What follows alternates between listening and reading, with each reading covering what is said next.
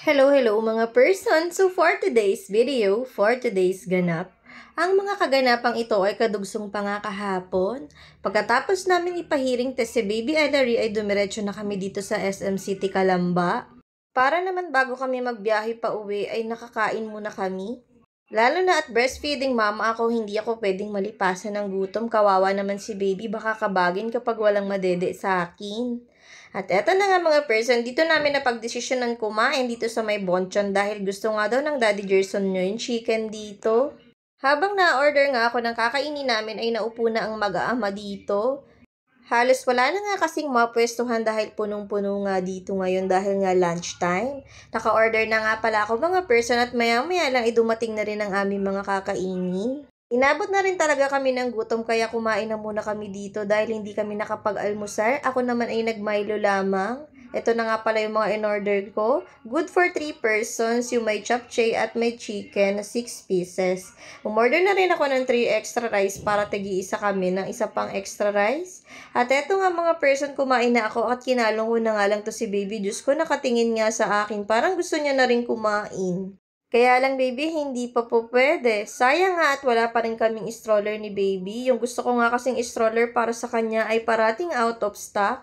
Kaya naman hindi pa rin ako umu-order ng stroller niya. Diskarte na lang talaga para makakain ng breastfeeding mama. Maya-maya nga lang ay biglang naglungad itong si Baby Ellery. Mabuti naman talaga at napansin ko kagad kung hindi mababasa itong kanyang damit na suot. Puting-puti pa naman. Maya-maya lang ay nagpatuloy na nga rin akong kumain at nagmamadali na nga ako dahil nagliligalig na rin tong si Baby Ellery. Na makatapos na nga kaming kumain na tingnan nyo naman ang batang ito. Tuwan-tuwa siya dito sa SM dahil napakaliwanag nga. Ang dami niya nakikitang ilaw. Mukha ngang nakakaaninag na talaga siya. Tingnan nyo naman, mukha siyang masaya. Pagkatapos nga namin kumain ay nagdesisyon na agad kami pauwi. Hindi na kami nag-ikot-ikot pa dito. Isa pa medyo masakit pa yung tahi ko sa kipay. Hindi ko pa kaya maglakad-lakad. At syempre si Baby Ellery ay iniingatan natin. Hindi natin pwedeng patagalin na ma-expose siya sa ganito karaming katao. Sa dami nga na naglalaganap na virus ngayon ay kailangan talaga maingat tayo lalo't lalo na 2 weeks old pa lang itong ating baby Ellery. Kawawa naman kung mahahawaan. Nasa bahay na nga lang kami ay nagkaroon pa nga kami ng ubot sipon ng mga mag-iina. Buti na nga lang to si Baby Ellery ay hatching-hatching lamang. Andito na nga pala kami nag-aantay sa Daddy Gerson nyo dahil kinukuha niya pa yung sasakyan namin dun sa may parking. Hindi na muna kami lumabas. Dito na lang muna kami nag-abang sa may pinto.